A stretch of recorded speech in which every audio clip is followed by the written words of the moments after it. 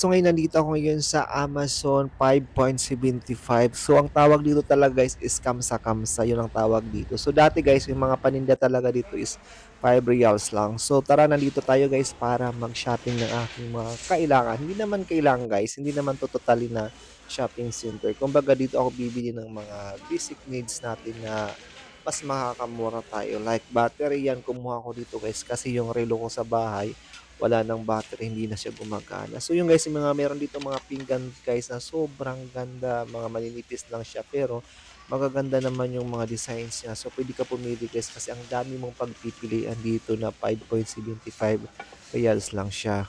Sobrang ganda dito guys mamili kasi lahat guys is mura lang talaga. Lahat talaga ng makikita mo dito is 5.75. Kasama na ako dito guys. Pwede nyo akong bilhin ng 5.75 lang eh. Joke lang. So yan guys, marami dito pagpipilian. Meron dito mga panglinis sa bahay, ibang klase ng baso. Ito guys, ang iba't ibang klase ng baso. Ito na daanan ko dito na napakarami na pwede mong pagpilian. Sobrang ganda. Meron naman dito silang mga disposable na mga baso. Pwede kayo dito guys mamili. May mga downy, iba't ibang klase ng downy na malalaki is 5.75 lang lahat yan. Tapos may mga tissue yan. So hindi ako bumili ng tissue guys kasi ang dami ko pang tissue sa bahay, mga pamunas ko sa ano ko, joke lang. Dahil ubos na kayo ng aking hand wash guys sa toilet, so bumili pala ako dito guys ng isang peraso kasi kailangan ko to guys kasi after natin magpupo, kailangan natin talaga maghugas lagi ng kamay. So ayan guys, kumuha ako dito ng bango naman nito guys, inamoy ko kasi sobrang bango nito. At saka meron naman dito guys mga para sa ipis kasi kadalasan talaga guys dito sa Saudi Arabia ang daming ipis ng mga bahay, depende lang yung guys sa bahay. Pero sa tinitaran ko guys walang ipis. So kumuha pala ako dito guys ng shampoo kasi yung kasamahan ko nakita ko ganito yung shampoo niya, so kumuha ako ng isang peraso.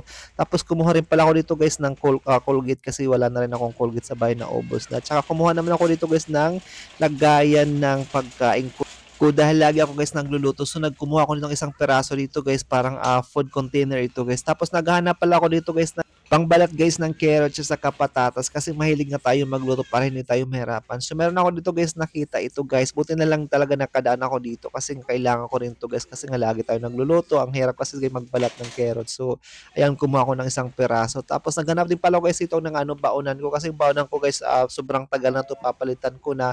So kumuha ko dito. Ganito lang kalit guys yung baonan ko lagi yan. Yung isang peraso para sa kanin, isang peraso naman para sa ulam.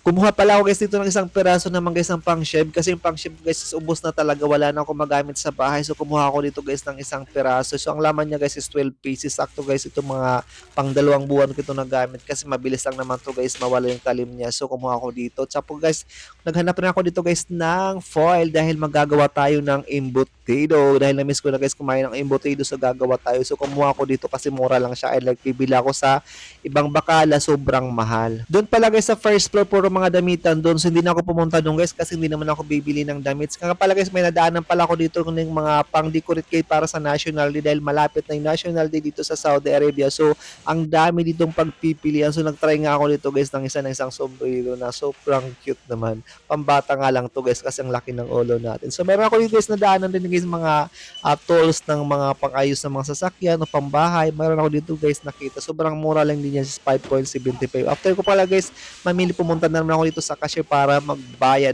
daa. Ang kulit nga pala guys dito ng cashier, gusto niya videohin din siya kasama daw siya. Sabi ko okay, pero hindi niya alam guys, hindi ko siya binibidyo. Ang binibidyo ko lang guys ito yung mga in-scan yung mga binili kong mga items kasi mahirap na guys mabidyo natin mga tao na hindi natin alam, di ba? Nandito tayo sa ibang lugar, wala tayo sa sariling bansa natin. So guys, lumabas na nga pala ako dito, nagtambay muna ako dito sa labas kasi nga yung kasamahan ko nandun pa sila sa loob, namimili pa sila, hindi pa sila tapos. Thank you so much for watching guys. Please don't forget to like, share, comment, and follow Golani Vlogs. God bless you all.